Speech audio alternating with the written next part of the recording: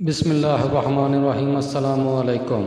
وہ مسلمان ملک جہاں انٹرنیٹ کنیکشن کے لیے قرآن پر ہاتھ رکھ کر قسم اٹھانے کی شرط عائد کر دی گئی۔ غیر ملکی میڈیا کے مطابق یہ عجیب و غریب شرط ملک کے صدر کی جانب سے نافذ کی گئی، جنہوں نے انٹرنیٹ پر بہت سی حکومت مخالف ویب سائٹ بلاک کر رکھی ہیں، جن میں فیس بک اور ٹویٹر بھی شامل ہے۔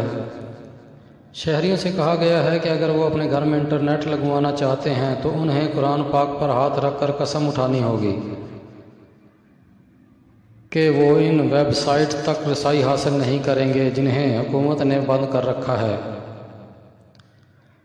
میری طرح آپ کو بھی یقین نہیں آیا ہوگا کہ کوئی ایسا ملک بھی ہے جہاں انٹرنیٹ لگوانے سے پہلے قرآن پر ہاتھ رکھ کر قسم کھانی پڑتی ہے۔ تو چلیے آپ کو بتاتے ہیں اس ملک کے بارے میں۔ وہ مسلمان ملک ترکمانستان ہے۔ ویڈیو اچھی لگی ہو تو لائک اور شیئر ضرور کریں۔